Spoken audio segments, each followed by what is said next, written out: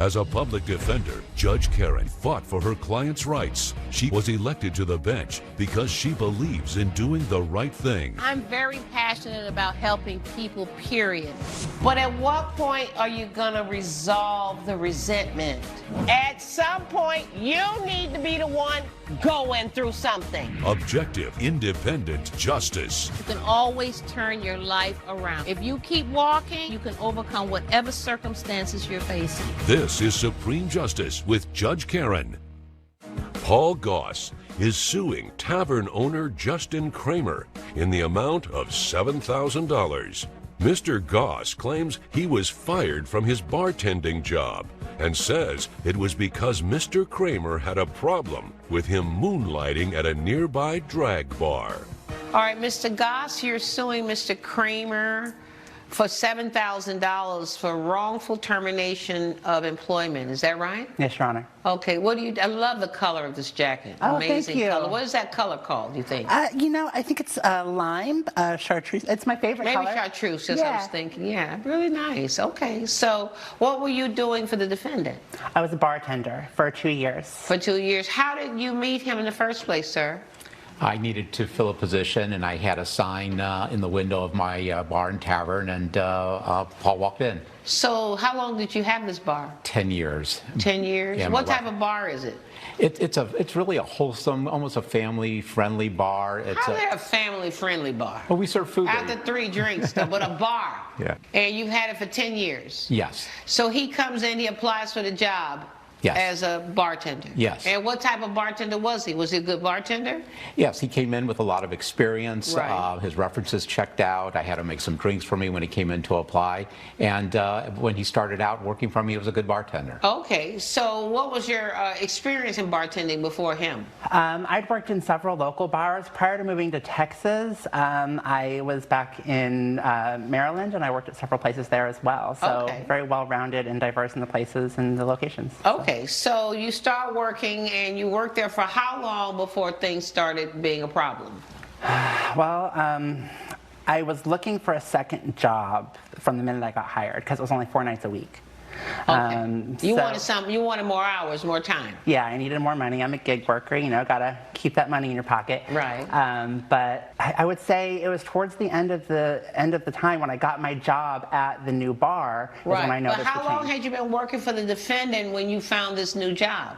Oh, maybe 4 months or so when I finally got the new job. You had a new job. Mm-hmm. Okay, where was this new job? It was at another bar down the road called Divas. Divas, okay. Yeah. And what kind of bar is Divas? It's a drag bar, Your Honor. Okay. Yeah, So you became a bartender in a drag bar?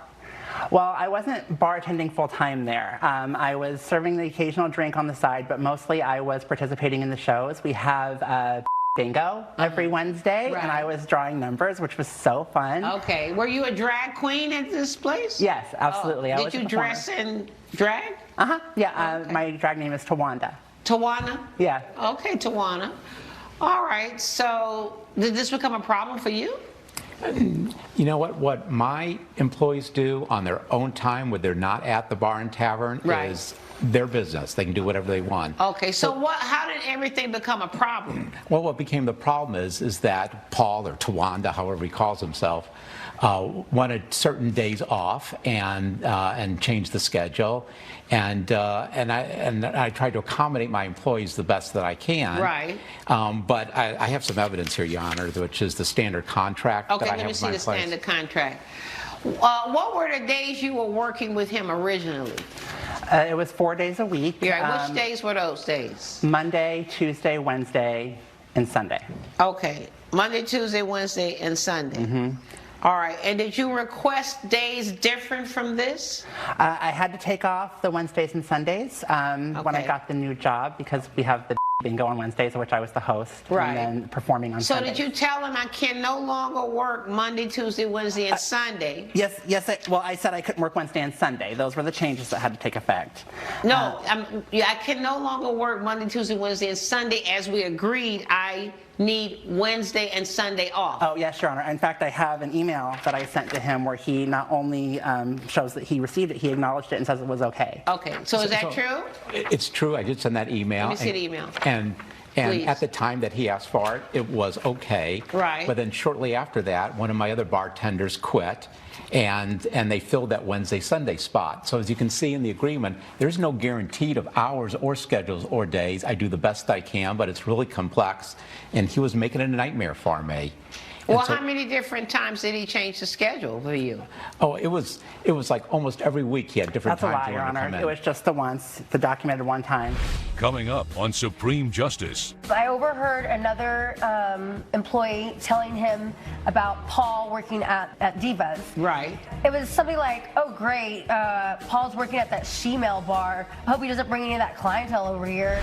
And later, This was our costume that we were going to win, but she bailed on me. Okay, what was the contest, ma'am? It was a Halloween costume contest.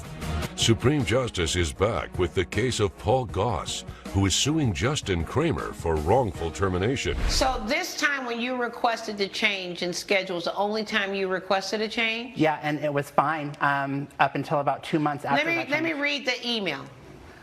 I want to let you know that as of next week, I can no longer work on Wednesdays and Sundays, but I'm happy to pick up other shifts.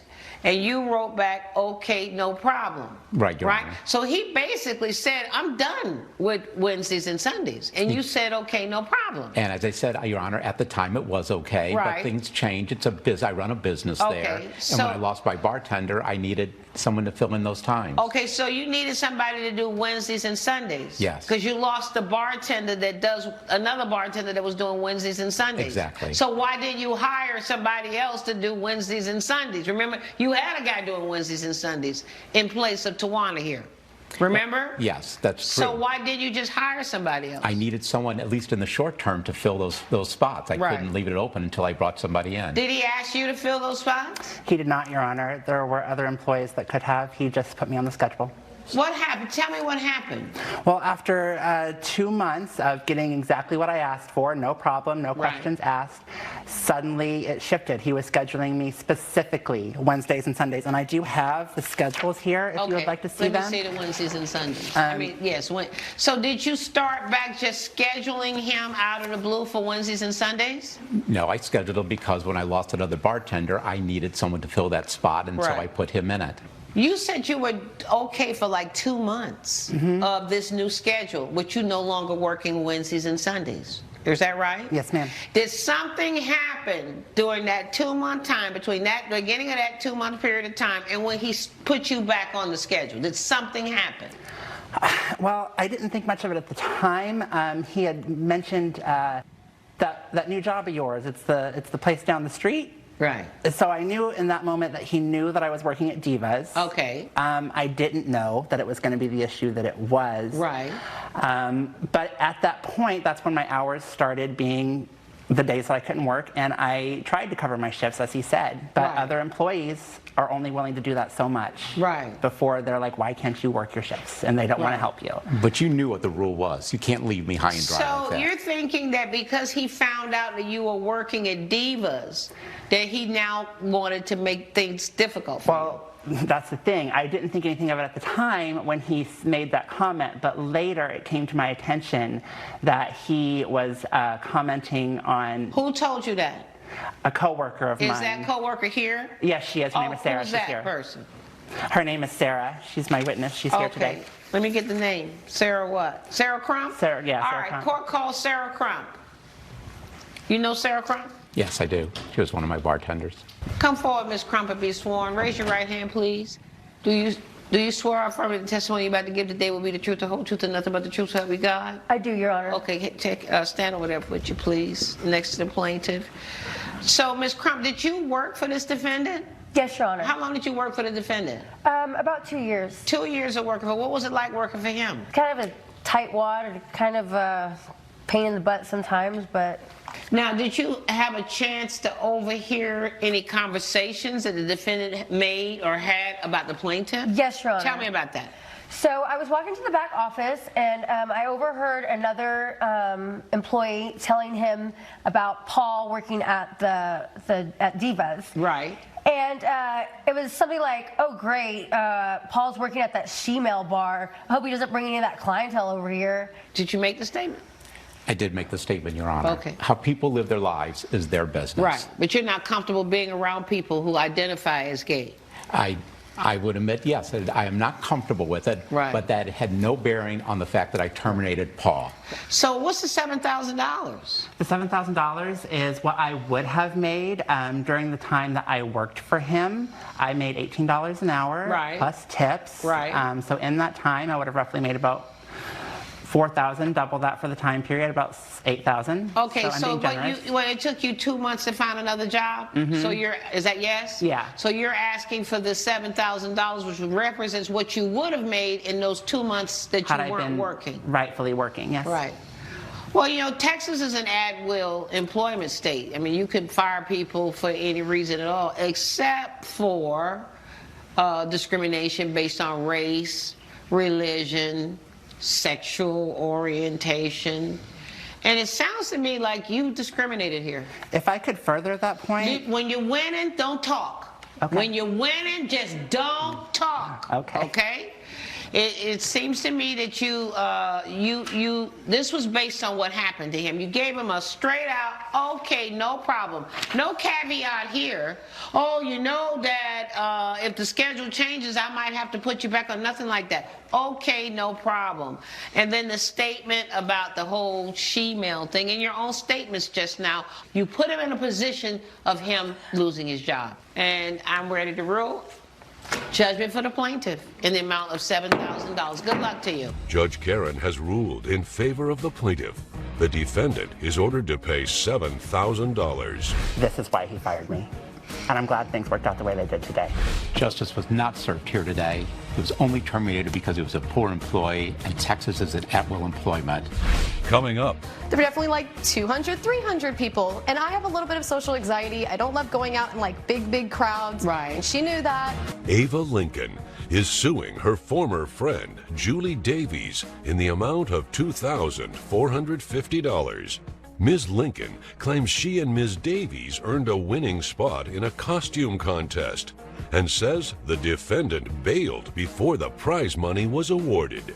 Ms. Lincoln, you're suing Ms. Davies for $2,450 for breach of contract. Is that right? Yes, Your Honor. Okay. And this had to do with some sort of costume contest. Yes. Okay. And how do you know the defendant? I know her because she's actually my ex-friend. We were supposed to do this whole How long costume- had you been friends before this incident? We've been friends for 3 years now. Okay. How'd you meet her, ma'am? We met her in college. We both went to UCLA. Oh, okay. And were you a group of friends? We were like two groups that meshed. Like we met each other at a house party, and it was like Okay. a friend of a friend. You know, we were the last ones left there, and we were like, I guess we could start hanging out. All right. So how do we get here? So let me start from the beginning. I love Halloween. Halloween is literally my Christmas. I make costumes for pretty much everyone. I do like a online business Right. on Instagram, and What everybody is your knows me. online business? It is K-Liz Clothing. So what kind of clothing? It's all costumes. It's costumes, clothing, it's everything. I like to make my own clothing because I grew up not having a lot. Did you make this outfit here? I did make this. Okay. This was our costume that we were going to win, but she bailed on me. Okay, what was the contest, ma'am? It was a Halloween costume contest. Okay, and what was what is this costume for Halloween? So this is my Britney and Justin look from the Okay. 2001 American Music Awards. Okay, it is what Britney Spears wore? Yes. And who? Justin Bieber? No, Justin Timberlake. Justin Timberlake, well, what did he wear? Well, he wore the same thing. It's all Oh, they denim. both had on the same outfit. You remember Well, this? Not I had a big jacket. I had male jeans. She actually made it for her boyfriend, who bailed on her. And me being a good friend, I was like, you know what? I have no Halloween plans. I'd love to go with you. Coming up, See, we made top 10. We Okay. made top 5. We even made top 3. Okay, y'all made But top 3. We made top 3. You made top 3. We made top 3. Supreme Justice is back with the case of Ava Lincoln, who is suing Julie Davies for breach of contract. So we get to this event. Tell me what happens at the event. So we get to the event. She asked me to drive. I don't mind. I drive. We're running a few minutes late, and I'm like, hey, why don't you pop out and get us in the check-in line? I'll park. So I find parking for like 20 minutes. We're at the Americana in Glendale the day before Halloween. She Right. said it was like, 50 to 100 people. There were definitely like 200, 300 people. And I have a little bit of social anxiety. I don't love going out in like big crowds. Right. And she knew that. Well, how did the judges judge these costumes that they're seeing? The audience actually, like everybody else that's there, they judge it. So we all put it into the raffle and pick who wins it. And then see, we made top 10, we made top 5, we even made top 3. Okay, y'all made top 3. We made top 3. You made top 3. We made top 3. So the top 3 were all going to get a prize. The question was how much? Exactly. Okay, so top prize was how much? $2,000. $2,000. Second place was how much? $1,000. $1,000. And third place was how much? $500. $500. Okay, so what happened? She bailed. She got into her emotions and she said she couldn't handle it and she left. So you get to top 3, you feel anxiety, and what happens? So you tell them leaving? Yeah, I say, Ava, I really don't feel good. I think I should leave. And instead of her giving me like a pep talk, why should she give you a pep talk? She doesn't need to give me a pep talk, but she started yelling at me and said I was the selfish one. I was the one that's like ruining this for her. I should just step up and be a friend. And at that point, I was like, she's not listening to my emotions. You're not being my friend. And so I just got overwhelmed and I left. How long did it take you to make the outfits? 15 hours for both. Judge Karen's verdict when Supreme Justice returns. Didn't you know that she had put a lot into these outfits?